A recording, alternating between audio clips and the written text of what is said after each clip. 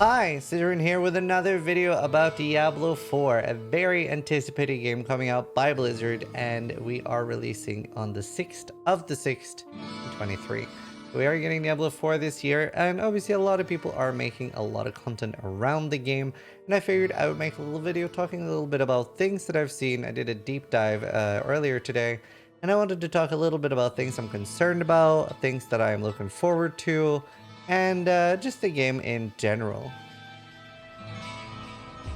The one thing I think is kind of crazy, I see so many people that I don't think have even played the game talking with like crazy certainty, wow, this is gonna be the best game of all time, or wow, this is gonna be dog shit. And I'm like, bro, the game's not even out yet, let's chill.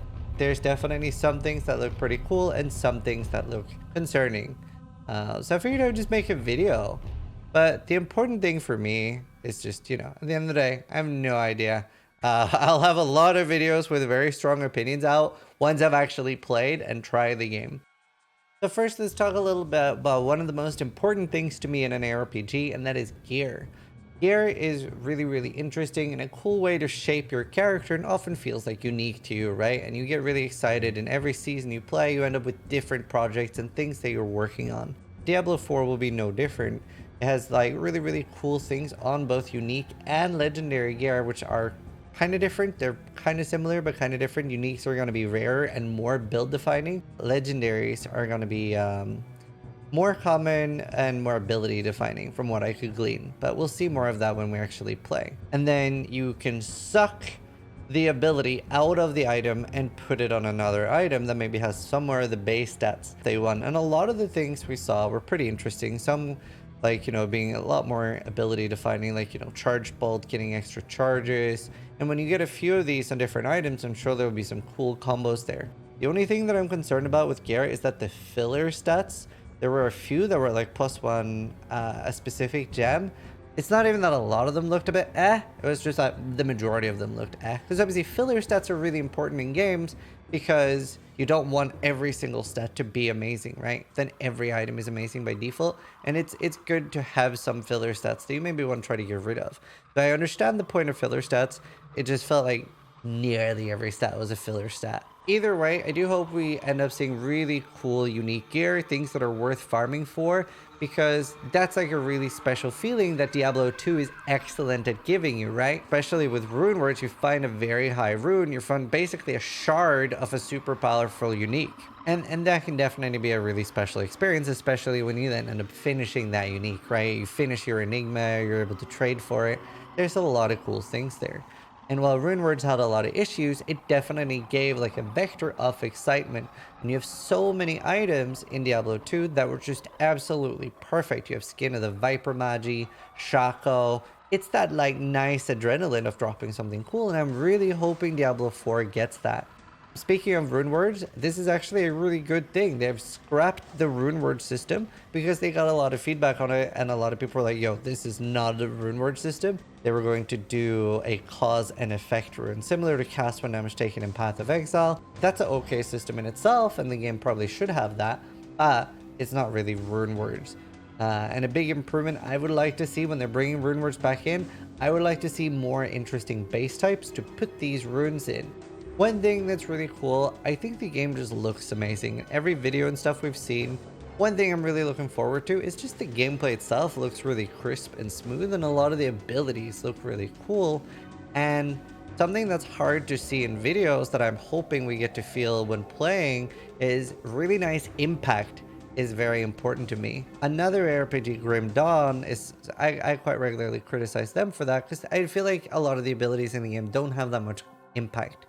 So sometimes in a game, things can feel spongy. It can feel like you're not really hitting it. Think like Skyrim combat when you're just slashing at the monster. Whereas like when you like leap slam a character into the ground, you feel powerful. You feel the nice impact. And a lot of the abilities look like they have that, especially in the more recent videos. And that's something that I'm really hoping Diablo 4 nails. Another thing that well, I don't really know if this is a good or a bad thing, but I guess cautiously optimistic for the Paragon system. It looks a lot more advanced. I'm actually a little bit surprised at how advanced it is. I have no real information about that, but it looked a lot more like customizable and stuff. So that's going to be really interesting. I really hope there's a lot of stuff we can do that is like build enabling and things to play around with there. Obviously, I realize that they generally do go for a more casual player base, and that's completely fine. That's something I would think would be very cool. A thing that I'm very worried about, however, I've seen a lot of people talk about that it is a full price game, but it has a battle pass, and a lot of people are like, well, shouldn't be selling cosmetics in a full price game. Surprisingly, this I'm okay with. That I have no issues with. In fact, I'm massively in favor of it, and I'll explain why. It depends a little bit on what kind of game you want to play. If it's a game like Witcher, then I'm just going to play once 50 to 100 hours and then I'm done with it. I probably just want a one-time fee. I buy it, I play, I'm happy. However, Diablo 4 is hopefully going to be a game that I want to play every 3 months. And then I actually want there to be an incentive for the developer to keep making me content. And cosmetics is the best way to do that, right? It's not necessarily always a thing that like the more money they get, the more content we get back. Sometimes he'll just take the money and run, right? But if they're not making money, they're probably not going to make us more content either. And we'll only get content in the form of DLCs and expansions, which I still think we will get for Diablo 4. I would assume that we'll get big expansions that they'll charge us another $30 to $100 for with additional classes. So it'll be interesting to see how the monetization unfolds, but while I'm not necessarily concerned about a battle pass, and personally am a fan of battle passes as long as you cannot advance it for money, which it seems like you can in this one, it's just felt a little unclear what it is, because they've said that there's some sort of boost in the normal battle pass, and they've made it very clear. They've said there's no pay to win in Diablo 4. I feel like they're kind of breaking that already with the early start. In my opinion, that's a huge deal, regardless if the ladder starts or not, because the launch of a game is the most exciting no matter what, at least to me. So that is definitely a very important thing. I'm going to hope that they're true to their word and there will be no pay to win in the battle pass, no like gold, no XP boosts, no like skipping, like pay to skip or pay to buy crafting materials. Nothing that like, oh, well, I can just grind it for free. I'm assuming that there will be nothing. I'll be very angry if there is. That's definitely one of my main concerns. The MMO feeling. The open world thing. I actually was kind of hoping for Diablo 4 to be World of Diablo. My secret dream, which isn't really that secret, is I've always wanted Diablo 4 to be World of Diablo and then there to be a World of StarCraft. And Blizzard to have 3 MMOs. Is completely unrealistic. It just would be really cool, even if it wouldn't work. But either way, at least we are getting more of an MMO like feeling. It's going to be more similar to Lost Ark. It's going to have world bosses. It's going to have resource gathering and a world that you run around exploring. I think it would be really cool. World PvP, like there's so many cool things there. And obviously we've heard a lot of people are very against that. I've seen a lot of people really dislike that. I think that would be really cool. Either way, that was some of the main things that I wanted to talk about. I just wanted to share a few things, like a few things I'm concerned about, a few things I'm excited about, and I don't know, I'm just surprised how much like volatility, I don't know if that's the right word.